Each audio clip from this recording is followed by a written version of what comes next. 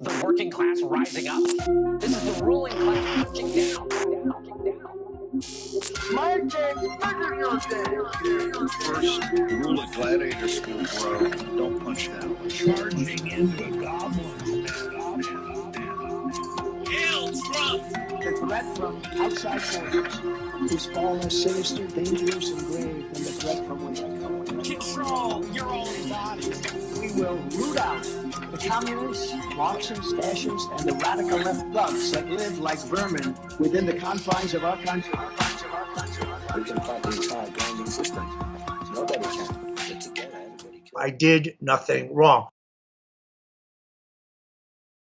Hello and welcome to Did Nothing Wrong Live, the show that cuts through the noise and helps you make sense of the chaotic information space around us. I'm Griff, and with me is Karl Folk. In today's episode, we talk about the Kilmar Abrego Garcia case and why the Trump administration is now saying that their hands are tied and they can't do anything about it. Spoiler, they're lying. Yes. We also talk about German intelligence services declaring the AfD, or the Alternative for Deutschland Party, to be an extremist group, and the unprecedented statement from Secretary of State / National Security Advisor / Administrator of the United States Agency for International Development / Archivist of the United States, Little Marco Rubio, that the real extremists here are actually the German government, who are just not going along with what the population wants, because of course they came in second in the most recent elections, and it's not like the Nazis ever didn't do equally well in their elections, but I digress. Yeah.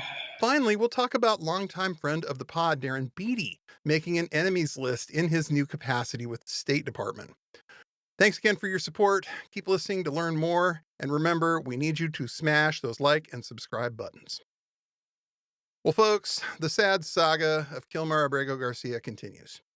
He's still in El Salvador at the notorious CCOT prison facility, and the administration is saying, sorry, can't get him back. Our hands are tied. We got no way to do this. And that raises a really good question of how did we apparently make one phone call to the Romanian government and get a guy named Andrew Tate and his brother, who have been very credibly accused of sex trafficking, back into this country. But for some reason, we cannot do that in El Salvador. That is what they are telling you. And by the way, that's not piss on your head. It's actually raining, really. We mean it. Literally, though. And I mean, that's just it. The unfortunate truth is, outside of Russia and possibly China, the U.S. can get someone back. Right. It's just not an issue that generally you hear about, because we get people back. And it's not always the case, but more often than not it is. And so, this is obviously just a bullshit argument by people who are making a choice not to do it. Mm-hmm. And there's real, that is a true kind of mark of the power of Trump and the Republicans right now, insofar as they're just saying no. And they're doing it in a way that it leads to more obfuscation and more opacity. Absolutely. And so that's really, we're seeing that all over the place with Trump and the second round of the administration.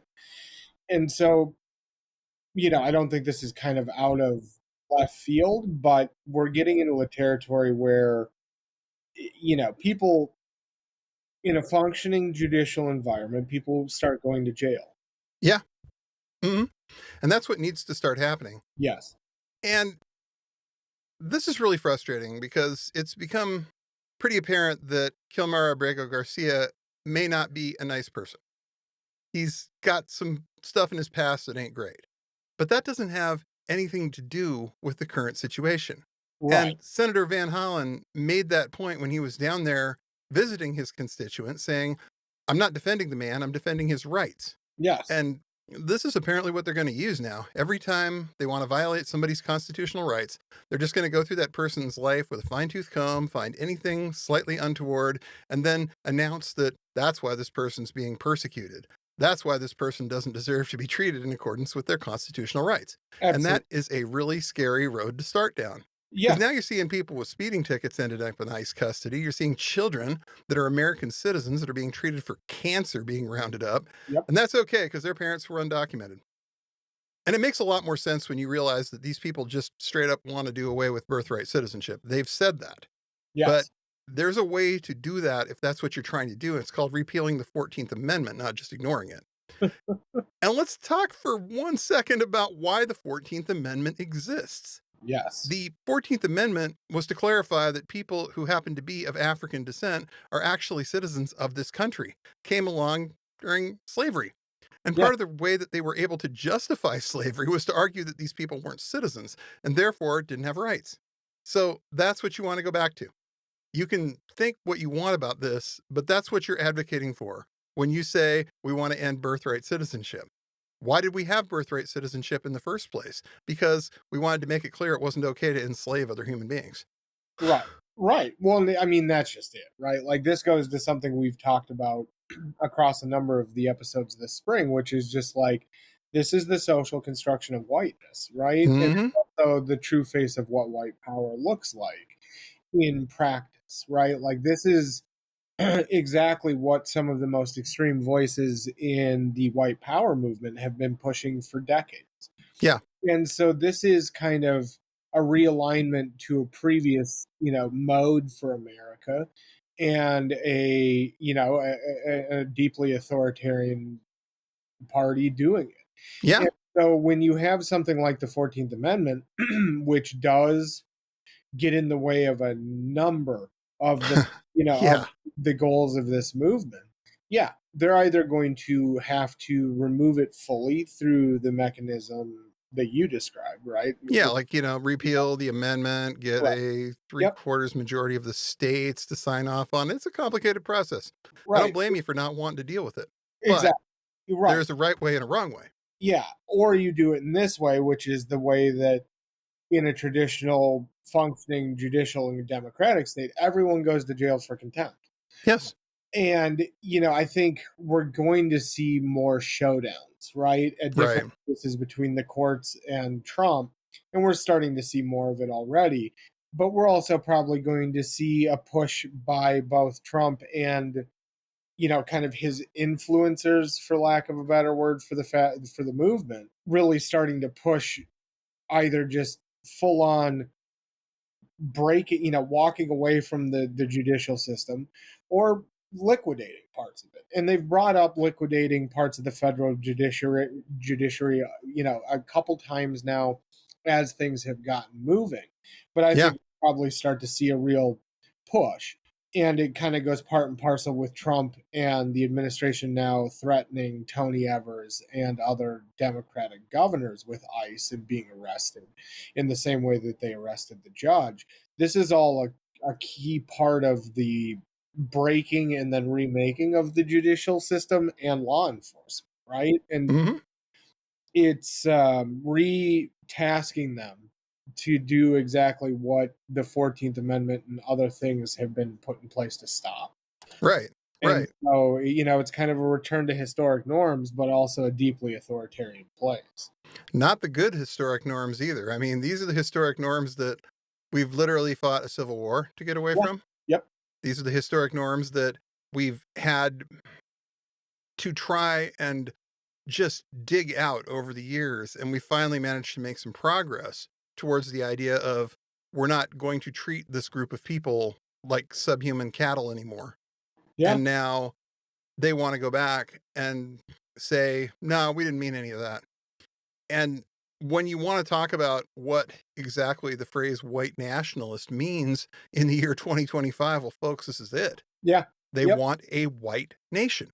Right. And I think that that's the toughest part for me as someone who's actually been somewhat against using the term white nationalist. These are just white supremacists and kind of bog standard fascists and Aryan nation folks, and a whole bunch of other groups, Christian identity, Christian, different Christian far right.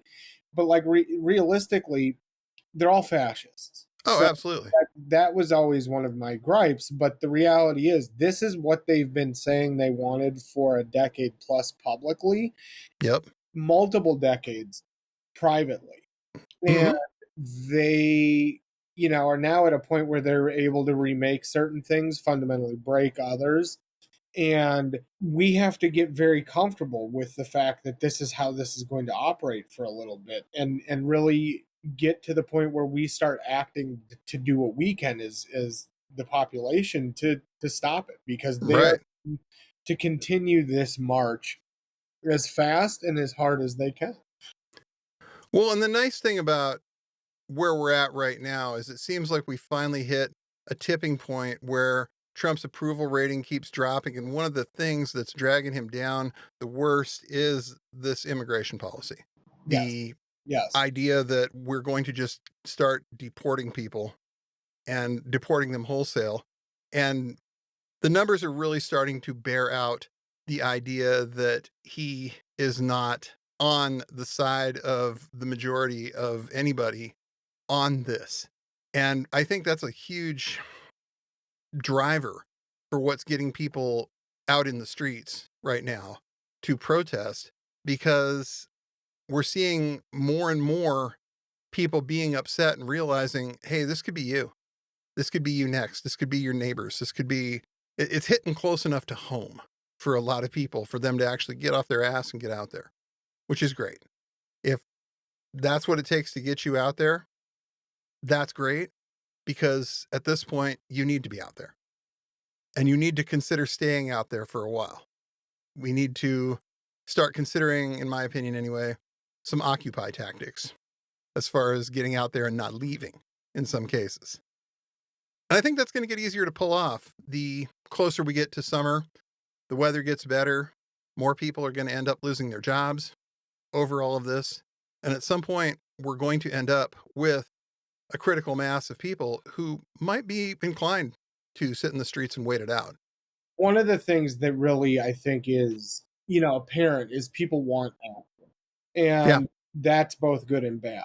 But one of the things that really has come out of this is, for a lot of people starting to realize that these mass movements, the ones that, are much more kind of, let's say, normie based and kind of just, a broad section of society, those give people permission to do other things later. Right.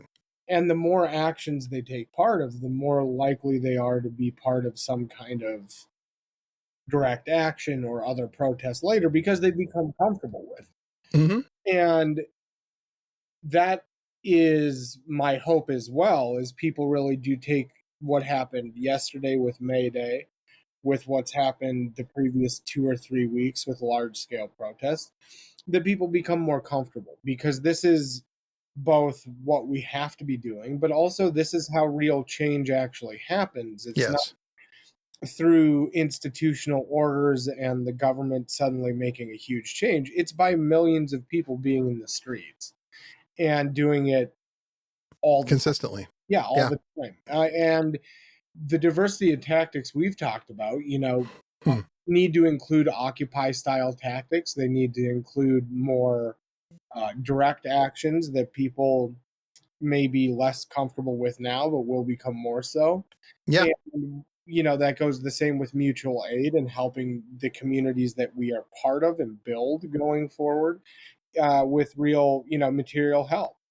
In some cases right now, we're starting to see that more, where people are starting to understand, okay, we're going to take this money that we would normally donate to whatever large group and really putting it towards smaller groups. And someone who's done that expertly right now, and we're starting to see a glimmer of something very new, is what's happening with one of the new candidates in Chicago, who's a well-known counter-extremism, reporter with Cataboo.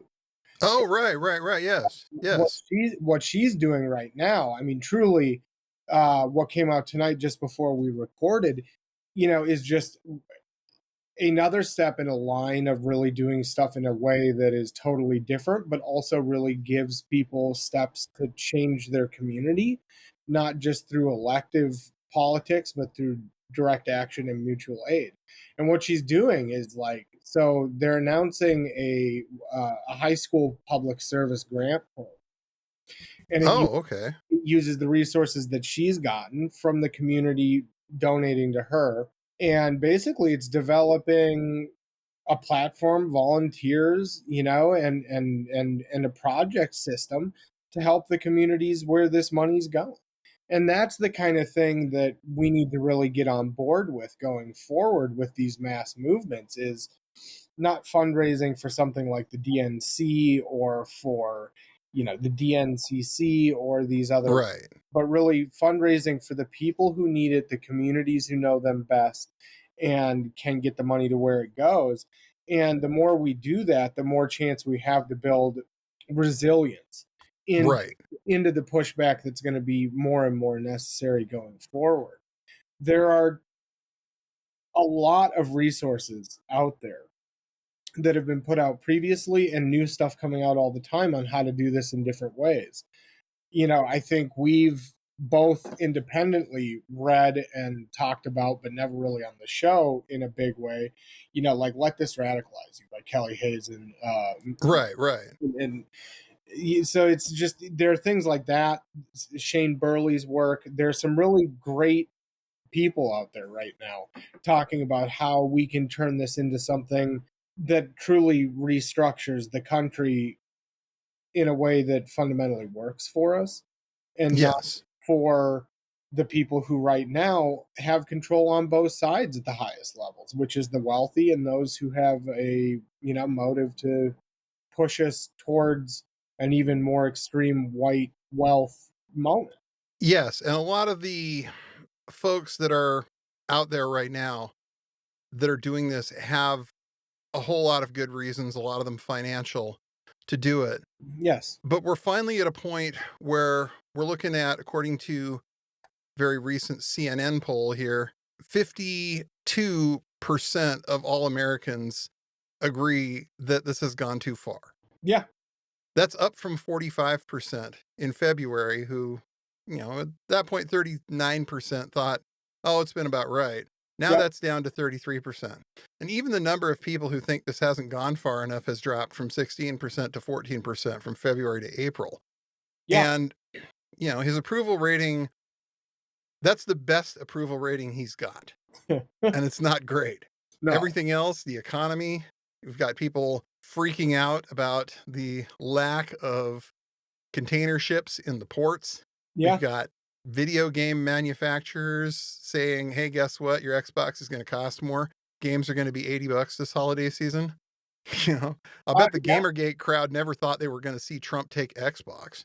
Well, and that's just it, right? Like, some of these things, they happen in stages, and we're starting to see some of the stages unfold with the tariff stuff. And with shipping specifically, we have a massive, these ripples are coming in whether it stops today or not, because even if Trump were to reverse course as we're recording this, things aren't going to start moving for 6 months. Yeah, and it's going to take a while. And the longer this goes on, the longer it takes to reboot, and probably never will in the same way. Right. And, I think that for a lot of people, they're going to get a crash course in loss and loss tolerance. And the one thing that, Americans don't fuck with generally is losing their ability to buy cheap, shitty goods. Yeah. And when you start to get in the way of that, things are going to get, incredibly bizarre here. Right. And we're in such profoundly different and uncharted waters for this country in the modern sense that, even understanding the systemic risks and the social kindling that's here for, everything from straight up secessionist violence to white power violence from the state, there's just no good way to know what this really looks like beyond that we're just going to have continuing ripples of disruption, right, ambiguity, and real distrust, right? Like, I think that the thing that I can say for sure, as someone who studied this for a long time and understands how kind of the social ecology of these spaces works, this is going to be a place where conspiracy theory, people getting really strangely outside of the norms of real world explanation, is going to get huge. And the social repercussions of this are just massive. I truly like this is going to affect every way of life we have. Right. Right. And we are pretty far down the rabbit hole already with Yeah. a lot of this kind of stuff. Yeah. So, I mean, it shouldn't really surprise any of us who are paying attention that it's just getting worse. No. But at some point, this is not tenable. This is absolutely untenable. And No, absolutely. I mean, we're quickly. I mean, I'm actually shocked how much Americans are willing to take, and some of that is the lag between the thing happening and the actual effect of it. But some of it too is just people are willing to take a little bit of pain. But Yeah. this is untenable, and realistically, just looking at the infrastructure that's been taken out within government that was there to subsidize certain people's lives. right. When you couple that with the disruption from tariffs and from some of this other stuff, plus these systemic safeties that have been gutted now, It's a problem. It's a well, real problem. and it's going to be immediate, life-changing stuff for millions of Americans in waves, where it's Oh, different yes. groups, different people, just getting rolled over endlessly. Mm-hmm. It's absolutely just, who knows where this ends up? Who knows how this ends up coming out? Yeah. Well, and there are some historic analogs, but barring the American people actually rising up and stopping this physically, we're going to be doing this in different shades for a long time. Yes, we are. And I think it's tough because both you and I, both on this show and off, really have tried to shy away from some of the tougher and more extreme examples of how these things end. But the reality is, a lot of the safeties that have been built in to modern society have been welded shut. Yeah. And the social pressure cooker is at 125%. And so, I really do worry about this summer, and I really worry about kind of how fast we walk into this, because we just don't have the system set up to protect people if the country does start to slide into some sort of social violence. Right. And that old quote about the riot is the language of the unheard. Yes. Well, again, we are not endorsing political violence. We have gone out of our fucking way not to endorse political violence, because that's a bad road. I still maintain that. I still believe that. Yeah. But at some point, you take everything else away from people, that's what you're going to get. Well, yeah. And I mean, the kindling's there for people to act really obscenely. Mm-hmm. And there's a lot of, in my work and when we've talked on this show, I think one of the things I try and stress is Trump is a symptom of that anger. Oh, yeah. Not just the driver of it. The things that got Trump elected in 2016, the resentment, the feeling that, economics had passed them by, some of the real things that were there, are still present. And people, if they don't feel like Trump's going to protect them, and they've already stepped outside the box, people are going to do really obscene things if they continue to have things taken away with no real material change for the better. Right. So, kind of shifting gears a little bit, we're talking about being way down the rabbit hole, and we saw an example of that today with the Secretary of State, among other things, the guy who may really be in charge of the entire government based on his entire portfolio. They've got that guy in charge of any number of things, pushing back on a decision that was made by German intelligence to consider the extremist Alternative for Germany Party, the AfD, an actual extremist group. Now, this is a group whose leadership have been found in group chats making Anne Frank pizza jokes. This is a group whose leadership has made excuses for the SS, saying we don't really believe anybody who was in a group that, took an oath of absolute loyalty to Hitler. Well, maybe they're not all bad people. We've seen any number of other European populist political parties absolutely refuse to work with these guys. Yeah. I mean, how right-wing do you have to be to get some of the right-wing, like Le Pen's party and people like that in France, not to want to work with you because they think you're just too fucking edgy? They've designated these guys an extremist group, and then Now we've got Secretary of State Marco Rubio, and I want to quote this because it's amazing.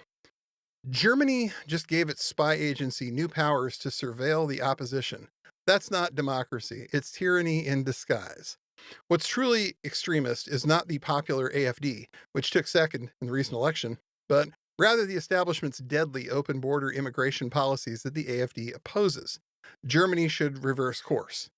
It's like an American Secretary of State saying something to that effect. Man, we are down the fucking rabbit hole now. Well, I mean,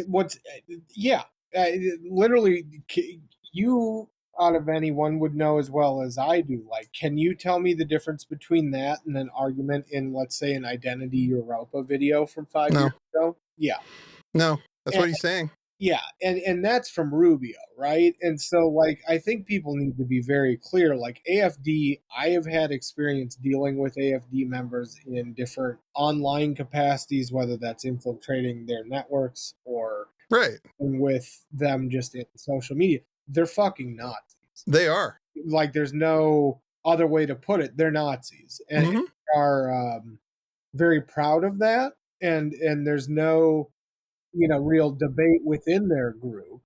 No, they are. What they say when they think there's cameras around and when they think there's microphones around may be a different story. Yeah. But you look at their internal communications, you look at their jokes, you look at their edgy memes, and it's like, no, these guys are using Pepe the Frog in their campaign literature. Well, I mean, they know.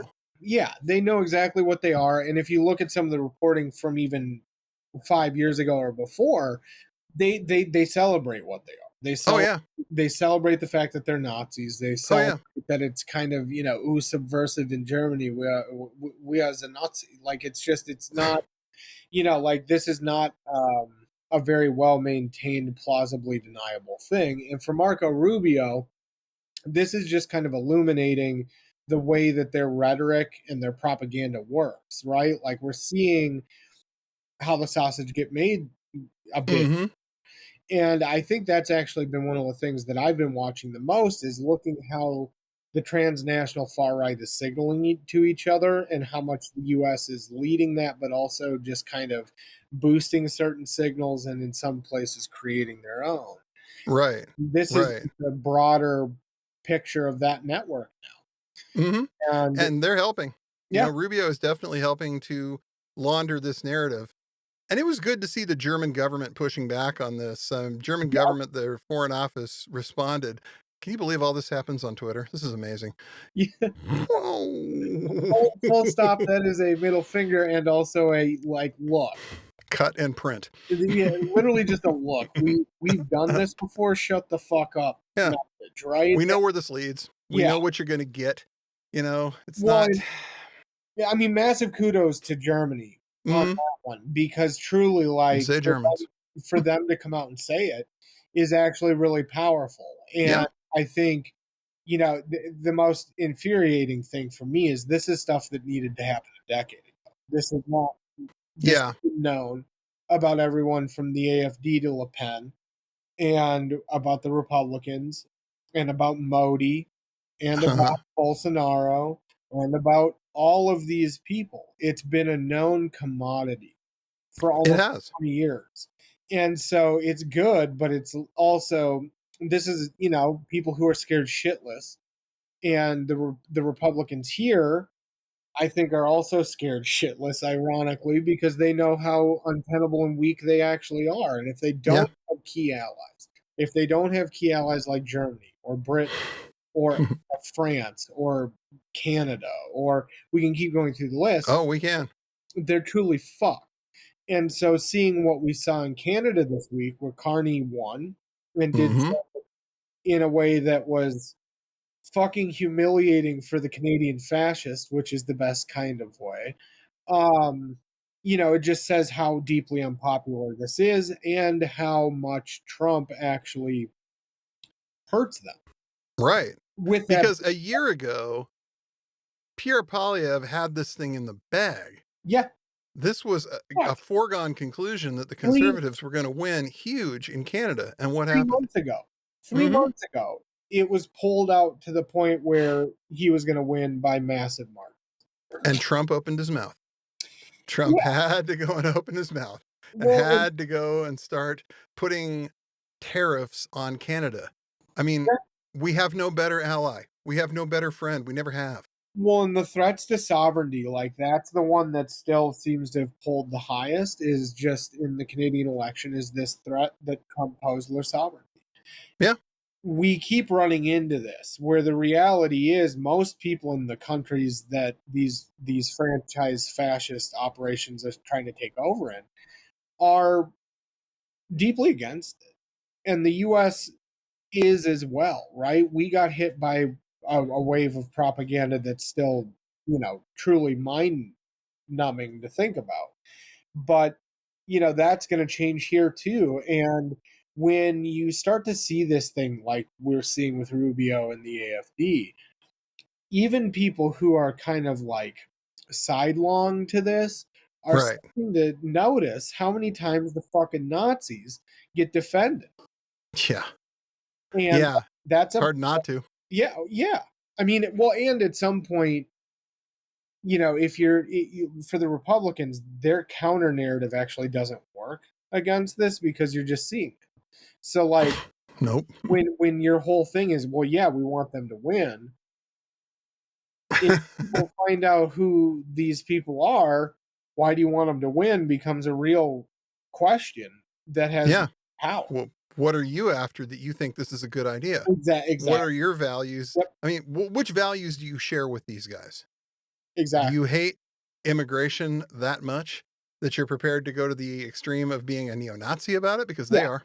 Yeah, well, because they are those people, right? Mhm. Exactly, and that's just it. I mean, and I think that the more times that people get asked to ask that question of these leaders and the movement, the more likely it is people are going to come away from it saying the correct thing, which is Jesus fucking Christ, these people are fucking Nazis. Oh yeah. And that's their messaging. One of the things that people don't talk about with the historic, like with the Nazis, is their branding was so good that now it's forever there. And with Trump and the Republicans, they're running the same issue, right? Like their ideology is so incredibly dark and so incredibly perverse and anti-human that it becomes the stickiness of it becomes impossible to get off you. And so, with Rubio doing this is just another example, both of them thinking they have impunity to act. Oh yeah. Which is far scarier in some ways. But also, and kind of to your point, you realize that like most Americans would agree, and it's been proven over and over, when you give them certain ideas, they think they're great. And you explain that those ideas are kind of part and parcel of a loose philosophy known as socialism. All of a sudden, then they push back. Yep. They love the ideas. They hate the branding. And part of the reason they hate the branding is because the Republicans have done such a great job of equating socialism with the worst monsters of the 20th century. Well, right? And that's a bipartisan project, right? Like, that's not just the Republicans. That's just been the U.S. government line for 80 years. Right. And the flip side of that is that once you start explaining to people that these ideas are Nazi ideas that the other guys are coming up with, they recoil. They absolutely recoil. Like you said, they've done such a great job of establishing their branding that you're never, ever going to be able to get away from that. No, and that's one of the most powerful tools we actually have as an opposition to them, ironically, is really lashing them to their own propaganda and to their own PR and to their own brand. And the more you do that, you can see that it shorts them out because they need to be able to. One of the things with fascists is they have to be able to hop between positions really easily to maintain the illusion that they have some kind of power, but also that they have a coherent ideology, because it's not. No. And so the minute you start pinning them down in that way, they either have to stick with it and double, triple, quadruple down, which happens a lot more than I am comfortable with, but that's what happens, or they don't and they back off. Right. I think in the case of the federal government, Rubio, this stuff, they're going to do the double down every time because it works for them. But, I think we're running into the real world here for them in a certain way, and they're going to enforce it by will here, Right. of course. But the rest of the world seems to have at least enough grasp to say, look, this is an untenable situation. You can't have groups that are anti-democratic be in power. No. Just a recipe to get back to where things have been historically. Yeah. And we're at a point now where they're having to go, farther and farther to essentially crack down on this kind of pushback. Yeah. And we've finally seen something out in public that a lot of us suspected in private was going on with Trump State Department appointee, guy named Darren Beattie. He used to be a professor at Duke until they found out that he had spoken at an event called the H.L. Mencken Club in 2016. And as Evan McLaren, who was formerly with the National Policy Institute with Richard Spencer, who's been on this pod, explained, the H.L. Mencken Club is a group of white nationalists. Yeah. They've had people like Richard Spencer speak at that group. They've had people like Peter Brimlow from VDARE speak at that group. And when they tried to give old Darren Beattie a job writing speeches in the first Trump administration, this came out that he had spoken at this thing. And he tried to tough it out. Ended up, they can't quite swallow this. He gets fired, starts a news site called Revolver that, is about as biased as you'd expect out of this guy. Yep. And he bides his time. Then come the next Trump administration, he gets in because they don't give a fuck anymore. Nope. And now he's in charge of apparently the enemies list at State Department. They're looking at staff, trying to find staff emails going back to see if any of the people that work there have talked about certain people on his list. Alex Jones, Glenn Greenwald, Jack Posobiec, Charlie Kirk. If you've said anything bad about these guys and you work at the State Department, Darren Beattie's got you on a list now.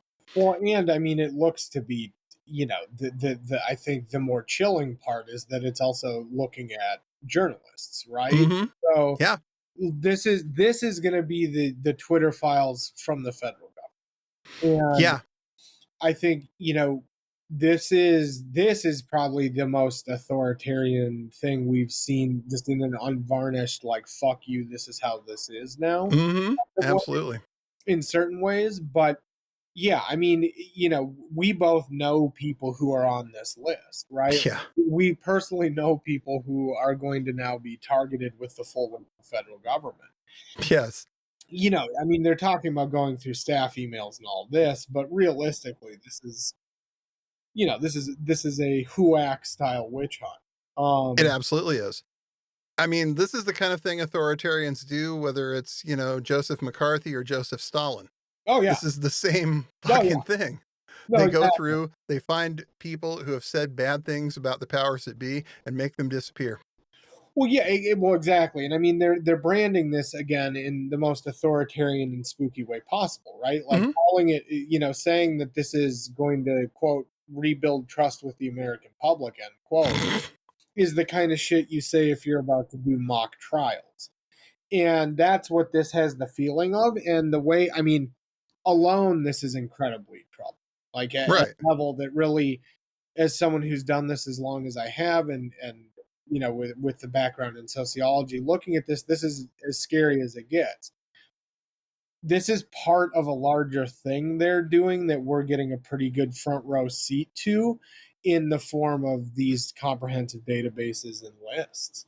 Yes. And Beattie's enemy list is one of many right now. We have Kash Patels, we have Beatty's, we have a number of these assholes have enemies lists. Right. This looks to be the first real move towards weaponizing that list into something that is going to work towards a propaganda goal, but also the broader goal of chilling dissent and really, literally ending the ability for people to trust that if you talk to a source within the government, that it will be private. Right. And that's what they're really shooting for here is, again, to warn the others, to convince people that if you talk to journalists, if you talk about certain people within the government, we're going to come down on you real hard. And that's the whole point of this. Yeah. And one of the things that those of us who study authoritarianism have found in the studies back, and there's a whole bunch of research on this, like the threat of implied violence and the threat is more powerful than the actual act in a lot of cases when the Oh yeah. concerned. And so for Trump to kind of come in this way and the Republicans to come in this way to do it like this, it is truly a thought through and calculated attack on journalism, but more broadly, the entirety of the First Amendment. And so, you have that, which is a massive and sprawling effort, it appears, to weaponize the government's data. And you have that right next to now what we're starting to really get good, reporting on with what Doge is actually doing. Right. Under Right. the guise of efficiency, which is building databases that correlate data from the IRS, from HHS, from a whole bunch of Social Security Administration, Yep. anything they've been able to get their paws into. Yes. They're correlating this data together with immigration data. Yep. And this isn't going anywhere good at No, all. no, and the reporting's starting to come out that they're starting to correlate it with social media profiles, with a whole number of other data points. And, data sets of this nature have been avoided in the federal government forever for a number of reasons, one of which, though, is the tendency towards abuse. Right. And in this case, Doge is partnering with Palantir, right? So you've got Peter Thiel and Elon Musk literally taking the most sensitive data in the government about all of us and building comprehensive AI enhanced databases that are being used to create, something akin to a social credit system. Yeah. And they're doing it in such a way that they're building the technological backbone of a police state. And Right. so you couple that with what's going on with Beatty in the federal government, and really, we're starting to get a triangulation on how the information space is going to look here very shortly. Right. And it's this is incredibly tough, because none of us in this country, if we've been here our entire lives, or even if you've traveled a bit to other countries that might be a little bit more repressive, nothing's prepared any of us for this. And this is, this is an attempt at a perfect surveillance state and a perfect information state. And those don't work generally, but this has all the pieces for a totalitarian system. And they're not hiding it, right? No. You couple those two things together, where you have Beatty's enemy list, you have comprehensive lists that link together social media and governmental data, and you have a highly vindictive autocratic government. Yeah, this leads one place and it leads this way. Right. Quickly.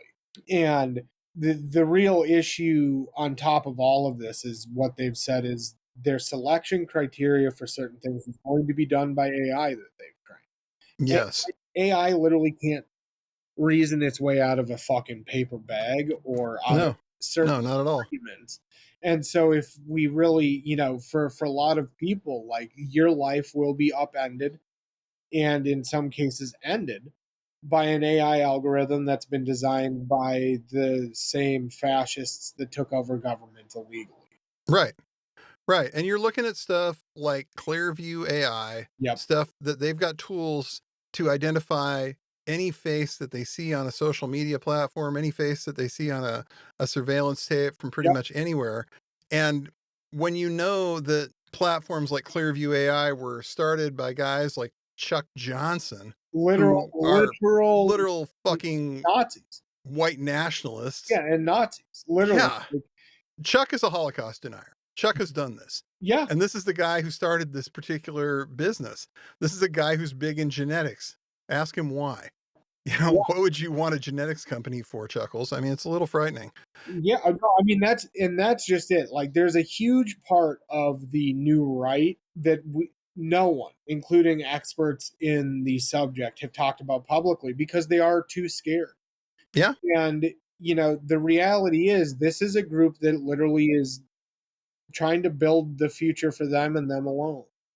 Right. And, you've got guys like, Hal Lambert, who was reported on in early reporting on Clearview, who's like just out in the open saying like, Mhm. we're doing this to quote, take down the lefties.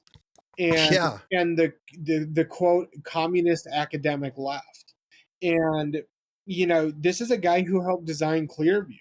Yeah. These are the people now who are designing the future for all of us because they can. Hmm. And the threat is so much larger and truly scarier than I think a lot of people wanted to talk about because of the tech side's implicit scale, that we really have done ourselves a disservice. And now, now we have to really, both as a public and as people like us in situations where, we're educating the public and having conversations like this, we have to be much more clear about this. Because like Yes. when I say, that the Trump administration is an accelerationist group, and that they have different aspects of their ideology that are different expressions of accelerationist belief.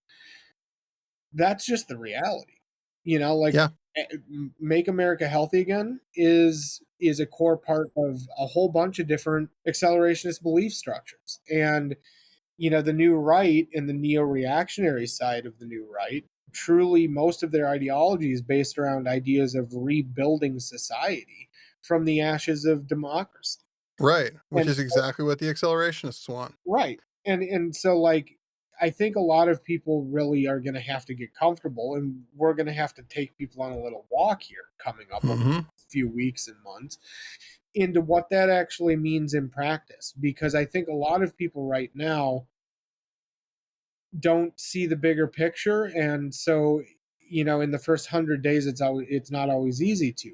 We've started to see the bigger picture, and that's why I think it's good we continue to hammer on protest and getting out into direct action spaces, and to do things like showing solidarity by wearing a mask. Yeah. But we're going to have a significant pushback that's based on actually understanding the threat, not based on a threat that existed a decade ago when Trump first showed up, because this is a wholly new thing. Yeah. Yeah. And it's going to be difficult. We understand. I think that this is really difficult stuff for a lot of people to comprehend.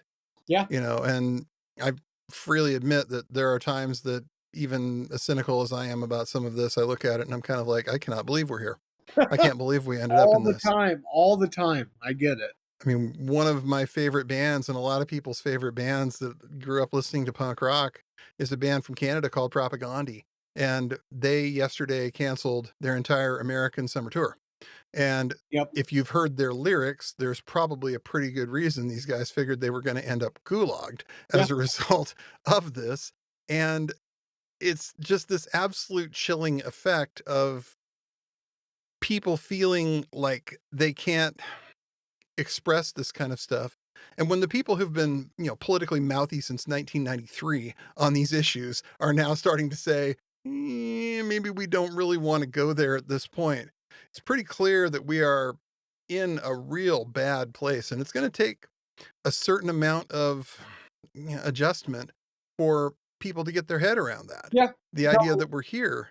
Yeah. But this is why we keep hammering the idea that you got to get out there and you got to protest. You have to get out there because there is not very many other alternatives left. No. And that's just it, right? Like the thing that we're starting to experience is something that I've written about and I'm writing a piece on right now, which is the silence that comes before the actual fascist state comes into full being. And right. That silence is the thing that's the final push towards the fascist state. And we're starting to see the silence take over in certain places. And we're starting to see it get pushed back on in others. And so, the thing that we all have to do is remember that our silence is going to be used against us, because even if we don't think this comes for us, in the end it does. It's going to come for everybody. Yeah, and it already is in many ways that we just haven't felt yet. So Yeah. I think, for me, the biggest thing is people need to educate themselves. They understand the full scope, but also get to a point where you're more comfortable in an environment that's going to not have black and white answers. It's not going to have binaries. There are going to be moments where Yep. there are victories that are going to feel like losses, and there are going to be losses that truly are victories, even when it feels like a loss and might be seen as one. And Right. we, as a country, have a real tough time ahead of us. We do. And we are going to start to find out how tough in the coming days, weeks, and months. And it's not because Trump's new language or because we find out about a new dissidents list. It's because of actions they've already taken. And those are going to compound, but we can do what we can to mitigate those by working together as communities, finding new communities, building, resilience in those communities by getting out and doing the mutual aid that's needed, by getting Yep. just literally going out and knocking on someone's door from a group that you're a part of and saying, how's it going? There's so much we can all be doing right now, and some of it's huge stuff, some of it's systemic change stuff, and some of it's literally how do we make sure that our friends and our neighbors get fed. And that's where we're at right now. Yeah. We are at that point where we're all starting to rediscover certain things Yeah. that we didn't realize were These still are- important up until Yeah. now. And these are all great American traditions, right? Mhm. These are things that like truly do make America great in a lot of ways, and Yeah. aren't the horrifying white supremacist or capitalist ideas that we've been inundated with as quote making America great. The reality Yeah. is, what makes America great is the communities that have made it up forever, and the way that we've worked together in different groups and have really, in moments where shit really has hit the fan, said, look, I can't do anything about the president being an unmitigated dickbag, but what I can do is make sure that my 3 closest neighbors have food. Yeah. And that's the thing that we've touched on. I know I've talked about and written about. That's the thing. And that's how you get through catastrophe. It's how you get Yep. through disaster. It's also how you get through an authoritarian takeover of your country. Yeah. It's the thing that makes you unbreakable. And that's powerful. Like you said, it's like giving you the little foundation. Once you've started doing this kind of stuff, it gives you the foundation to get out and do bigger stuff and Yeah. to do more and bigger stuff that might make more of a difference. But it all starts with like that one act of doing something that's out of your comfort zone that you wouldn't necessarily have done a year ago, even 6 months ago. But now you've realized that, hey, I got to do something. Yeah. Well, and for a lot of people, they're not going to live in a place where there's some huge community already. No. So, really starting to identify and find the communities where you do have the things you want and what you need to do to build what you want. That's the whole game.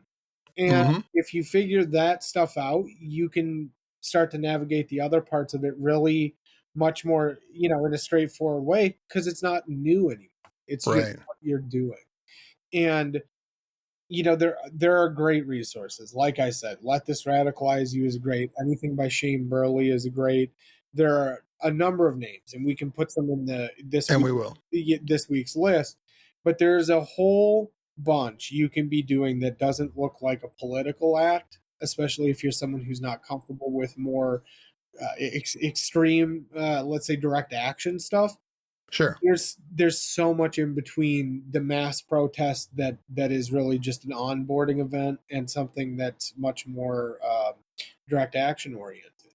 And you can find a place. There's a place for every one of us, and they don't all have to be in the streets. Sometimes it's just making phone calls and making phone trees of you and 20 people so you can Right. get stuff moved around. Some of it's building the logistics in that way. Some of it's building the resilience to say, look, we have 10 people who are going to go out and protest and 5 more who can't tonight because they're sick or working.